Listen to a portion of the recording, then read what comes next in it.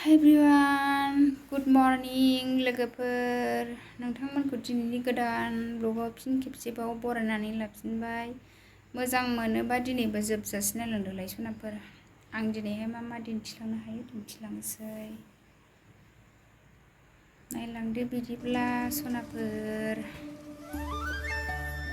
लोगोफोर हासबेन्डआ आंनो मना लांदों, नै बेग लाबोदों। सनितपुर सारि दुवारावलासो जाहैदोंमोन आरो ओमफ्राय नै मना लाबोबाय मबाइल लाग्रा। हरनायनायसां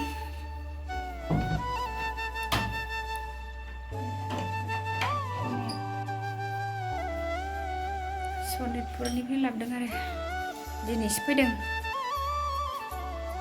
हासबेन्डआ। 9 दिन जाहैबायमोन। लायो नै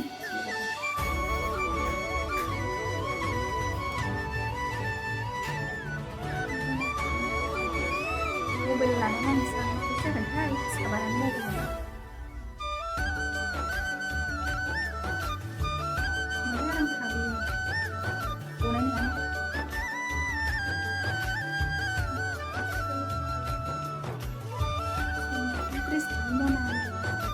बिजनियावबो मोनो आरो ओमफ्राय सनितपुराव थांनायखाय सनितपुरनिफ्राय लाबोबाय। जोंनि बिजनियावबो मेरला मोनो सनितपुराव थांनायखाय लाबोबाय। आंहा मन्दिर फोसाबनो नागिरदों दा। जोंनि खामानि मावनो नागिरदों। जोंनि खामानि मावनो फोसाबनो नागिरबाय आं लोगोफोर।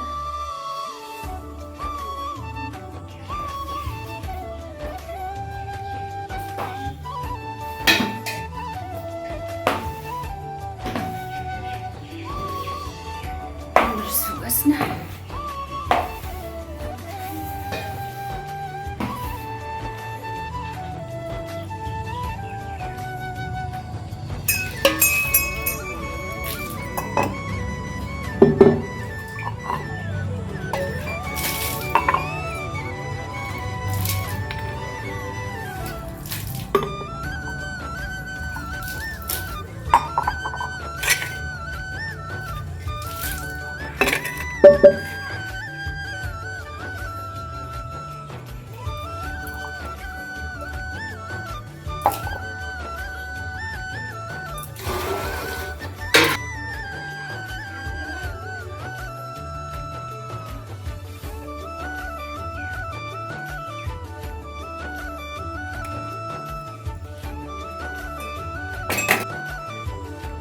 फोसाबखांजोब्बाय आं नै।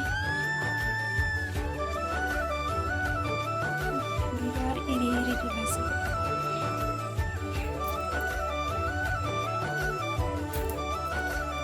गासिबो रेडि। एबार प्रसादल' बानायनांसिगौ।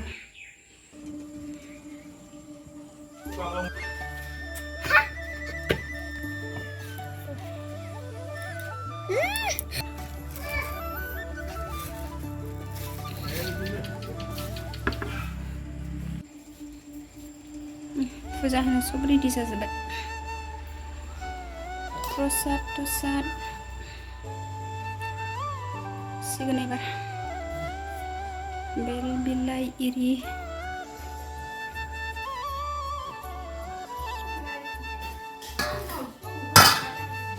प्रसाद रानदों जानोसै जोंहा।